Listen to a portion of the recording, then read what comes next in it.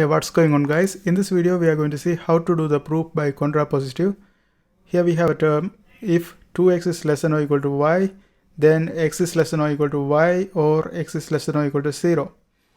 Now when we do the contrapositive, what's going to happen is we are going to negate this one and put it as first term, and we are going to negate this one and put it as second term. And contrapositive and always the given proposition and the contrapositive, that it's going to be always same. If the contrapositive is proved, then this is also true.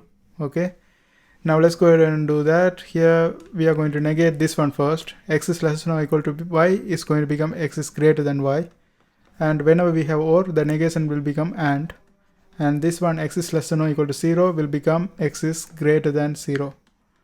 And we put then after that, and we have to negate this one. The negation is 2x is greater than y. Now we have found out the negation. Whenever we do the contrapositive, we don't have to worry about the first term. We have to worry about the term comes after then. This is the term we have to prove.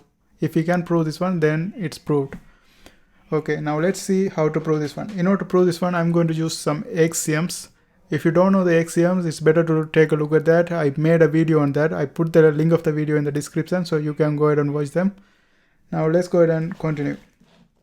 So here we are going to say we know that x is less than y, and we know that 2 is less than 0.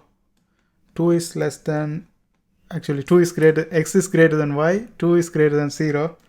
So from this one, we know that 2 is greater than 2y. This is by axiom 13. Axiom 13 says, whenever we have x is greater than, like x is less than y and 0 is less than z, from this one we can conclude that xz is less than yz. I did the same thing right here.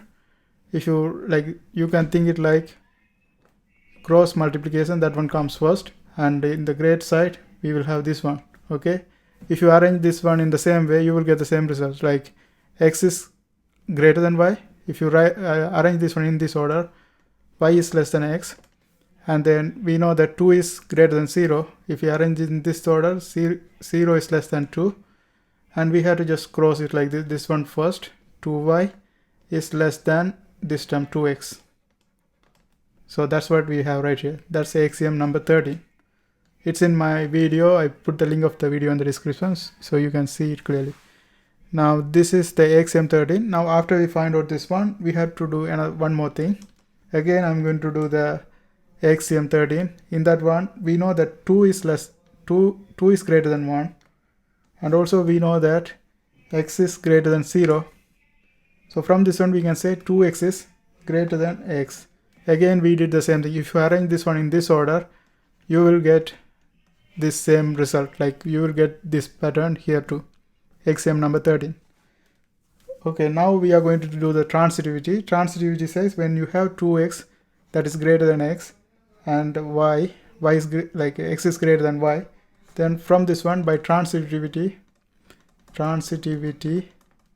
you can conclude that 2x is greater than y. This is axiom number 11. Axiom number 11 is transitivity, and that's it. This is what we want to prove, and we have proved this one. I hope this helps. Thanks for watching, and if you are trying to learn discrete mathematics, there are a bunch of videos in my playlist. I hope you guys watch that too, and don't forget to subscribe. See you next time.